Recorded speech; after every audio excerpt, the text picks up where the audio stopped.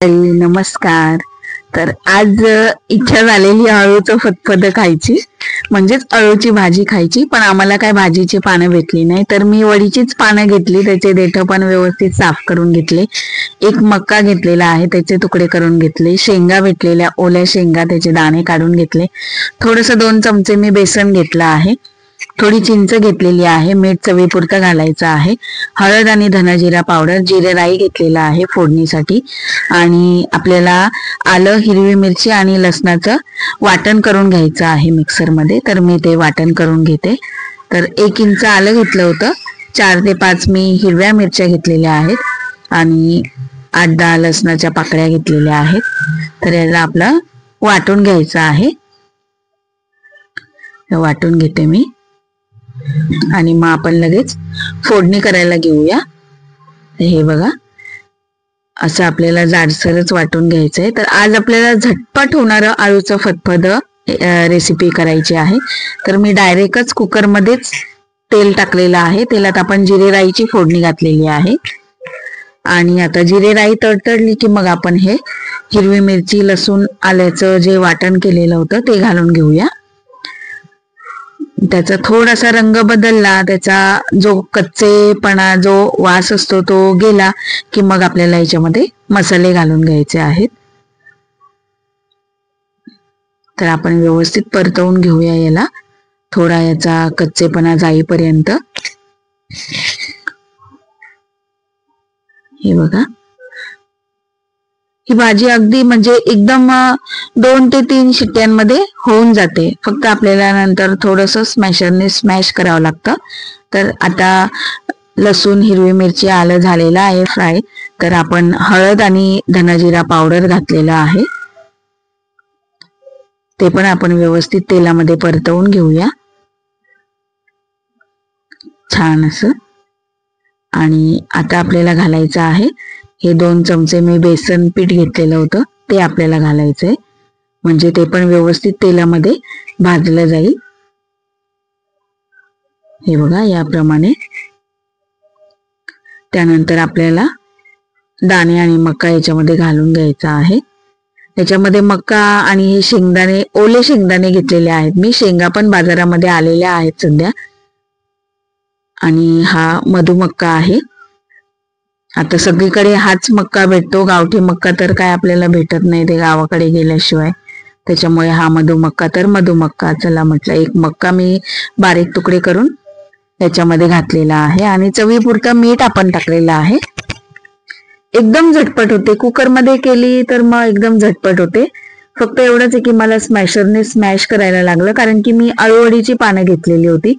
त्याच्यामुळे ती थोडीशी म्हणजे पानच राहिली. ती जास्त कडक असतात त्यामुळे ती पानच राहिली. नाहीतर भाजीसाठी तेलाची वेगळी पानं येतात, ती लगेच म्हणजे पीठ होऊन जातं त्याचं. तर मी याच्यामध्ये चिंच घालून घेतली आणि थोडंसं पाणी घातलं मी, सगळे मसाले एकदम व्यवस्थित एकजीव होण्यासाठी. याला थोडीशी आपण उकळी येऊन देऊया. उकळी आली की मग आपल्याला आपले जे आळूचे जे पानं होते आपण कट करून घेतले, व्यवस्थित मी धुवून, साफ करून, पुसून त्याला बारीक बारीक कट करून घेतले. आणि त्याचे जे देठ होते ते पण व्यवस्थित असे साफ करून आणि मग कापून घेतलेले होते देठ पण. तर आता हे आपण घालून घेऊया. बघा, तुम्हाला दिसतच असेल मी देठ पूर्ण साफ करून घेतलेले आहेत. आणि पानं पण आहे ते बारीक बारीक कट करून घेतलेले आहेत. व्यवस्थित याला हलवून घेऊ, मसाल्यामध्ये पूर्ण याला व्यवस्थित मिक्स करून घेऊया. आणि आता मी गरम पाणी घालत आहे याच्यामध्ये. गरम पाणी घातल्याने भाजी आपली लवकर होईल आणि मक्की वगैरे, शेंगदाणे सगळे व्यवस्थित या भाजीमध्ये शिजतील. मक्कीला पण याची इतकी छान अशी टेस्ट येते ना की ते मक्कीच वेगळे लागतात. खाताना आपण भाजी कमी आणि हे मक्कीच खातो. म्हणजे निदान माझं तरी असंच होतं, मला हे मक्की फार आवडतात या भाजीमधले, कारण की त्यांची काही वेगळीच टेस्ट होऊन जाते. जर आपण या भाजीमध्ये ते घातलीत ना तर त्यांना एक वेगळाच असा अरोमा येतो आणि त्याचे इतके छान लागतात ना दाणे. त्याच्यामुळे मला याच्यामध्ये मक्की आवडतात. कोणी दाणे काढून टाकतं, पण मी डायरेक्टच जो मक्कीचा जो कणीस असतो त्यालाच मी छोटे छोटे तुकडे करून आणि तो अख्खाच मी टाकते. असा खूप छान लागतो खाताना. तर बघा मी 3 शिट्ट्या करून घेतलेल्या आहेत आणि आपली भाजी बघा याप्रमाणे झालेली आहे, किती छान अशी. तर स्मॅशरने आपण स्मॅश करून घेणार आहोत. मी तुम्हाला बोलली त्याप्रमाणे हे पानं जरा कडक असतात, वडीची पानं आहेत म्हणून, तर ही थोडीशी कडक असतात, तर ती आपण जरा स्मॅश करून घेऊया. मग स्मॅश केल्यानंतर ती जरा व्यवस्थित अशी, जे आपल्याला आळूचं फतफद जे आहे ते व्यवस्थित असं त्या कन्सिस्टन्सी मध्ये येईल. आणि आपल्याला याला वरतून असा तडका द्यायचा आहे गावरान स्टाईल मध्ये. गावाकडे बनवताना गावाकडे याला असा तडका देतात लसणाचाच आणि लाल तिखटाचा, पण मी याच्यामध्ये तडक्याच्या मिरच्या पण घातलेल्या आहेत, तर तुम्हाला दिसेलच. तर तेल कडकडीत असं गरम होऊ द्यायचं आणि याच्यात आपल्याला लसणाचे तुकडे घालायचे आहेत. मी 5 ते 6 लसणाच्या पाकळ्या घेतलेल्या, त्याचे आपण असे तुकडे करून घेतले बारीक बारीक.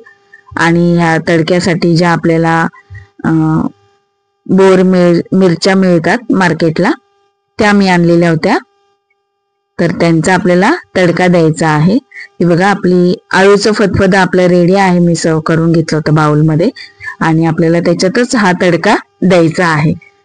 अतिशय झणझणीत अशी ही भाजी लागते. थोडीशी आंबट, मधुमक्का टाकल्यामुळे थोडीशी गोड आणि हा तिखटाचा वरून तडका, तर झणझणीत अशी आंबट गोड छान चवीची अशी ही आपली आळूची भाजी तयार होते. आणि हा तडका मी गावरान स्टाईलने दिलेला आहे.